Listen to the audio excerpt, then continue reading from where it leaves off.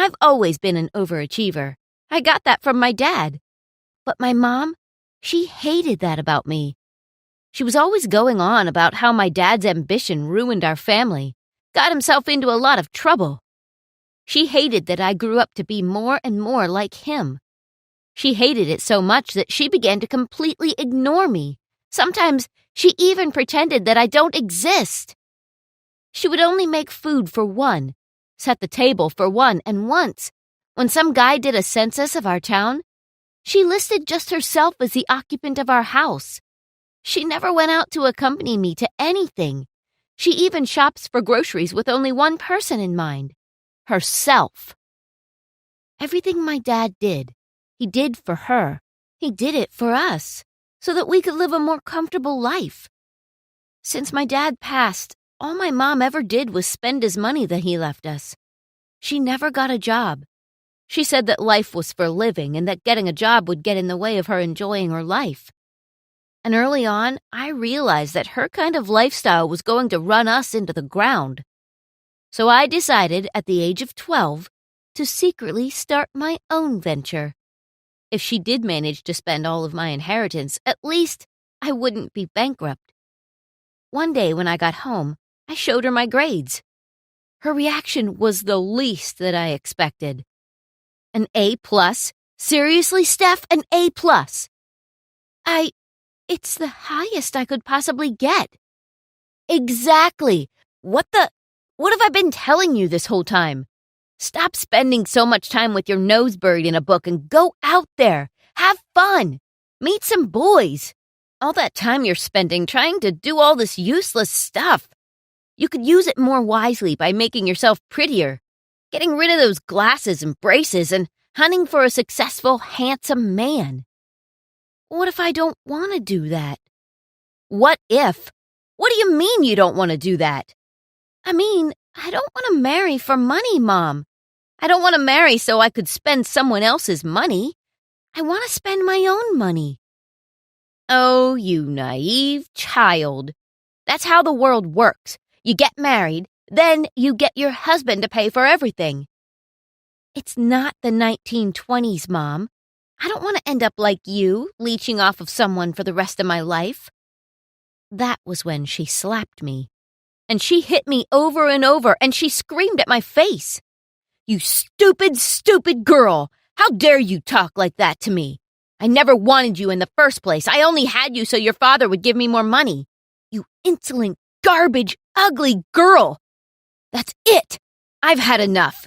You're staying in your room until you've come to your senses. No going out, no school, no nothing until I find you the perfect man to marry and you're out of my house.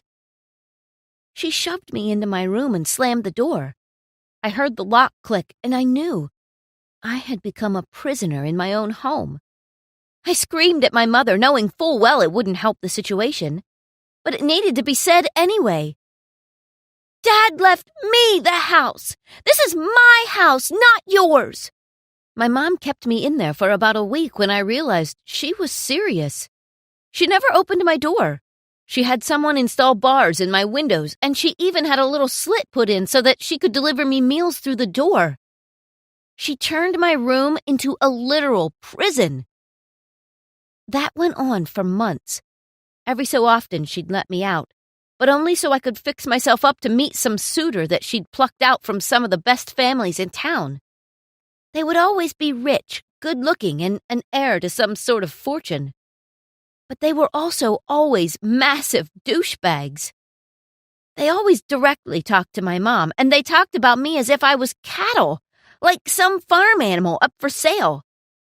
They discussed terms and conditions, how much the guys would bring into the household income, how much of an allowance my mom would be entitled to. Not once did any of them ask how I was doing, what I liked, why we would be compatible. Neither did anyone get to talk about themselves. Every meeting felt just that, a meeting. While all this was happening, I continued with my online business. I saved and saved until I had enough to buy my own house and start my own life. But I was months away still from turning 18, and I still had no way of escaping my mom's prison. There was a boy my mom brought to meet me that I did like, though. His name was Evan, and he talked to me like I was a person, not some property. He asked me what I liked, what my dreams were, what I found funny. We just had a real, regular conversation. We took a walk around the yard talking about all types of irrelevant, random stuff, and he made me laugh with his cheesy jokes. Did my mom accidentally find a decent human being? I told him about my online business, and he was impressed. He was also a young entrepreneur. When he found out that my mom had pulled me out of school and had been keeping me locked up, he vowed to help me out. Speaking of my mom, naturally, she didn't like him at all. He didn't even sit down with me and discuss the terms of his proposal. How dare he? He just spent all day talking to you. And what about me? What do I get in return? Well, I'm crossing him off my list. We must find you a better match, a suitable match. And we only have a few months left. What? But I like Evan. Doesn't matter. He's not the right fit for me. That's it. I've had it, Mom. I'm not getting shipped off to any of these boys. I like Evan, but I'm not going to jump to marry him either. We met once. I want a normal life. I'm done tolerating you locking me up. I can afford to support myself now. I am leaving. You tell that to the bars on your window. Support yourself? With what? Your money is in my account, and it's almost empty. The sooner we get you hitched, the better. Finally, the real reason she was in such a rush to marry me off came to light. She'd spent all our money. And if I married rich, she'd be set for life. Not that I planned to give her anything, but if she made arrangements with whoever married me. That's why she always pushed for the suitors to stipulate an allowance for her. She was full on using me. One day, at another one of her suitor meetings, there were at least 4 guys present. She had ramped up her search, but at some point during the whole thing, I lost my patience. I'm not going to marry anyone. I can support myself. Feel free to survive on what you have left. As soon as I can, I'm out of here. And how are you going to do that? I have an online business, and it's thriving, and I'm earning my own money. I can't say the same for you. Ha! A businesswoman? You! Are you joking? Get a load of this girl, eh, guys? Please, you have no other choice. You think a successful man would want a woman who goes on business trips and works? Who's going to take care of the babies? Who's going to wash the dishes? Who's going to take care of your husband? Oh, please, Steph. Be realistic. Once we find you a good match, you must drop this whole online business thing. It doesn't suit you. Leave the dirty work to your husband.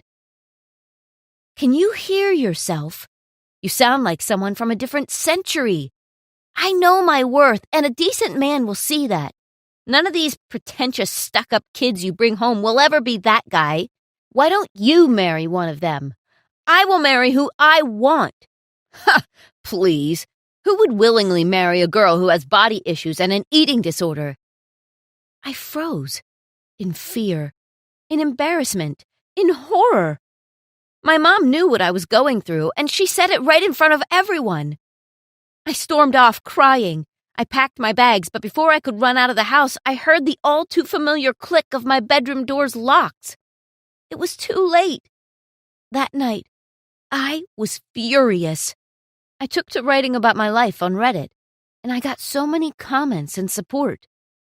The next night, as I was having my dinner, I heard a knock on my window, and I couldn't believe who it was. It was my dad. I froze in horror. My dad was haunting me.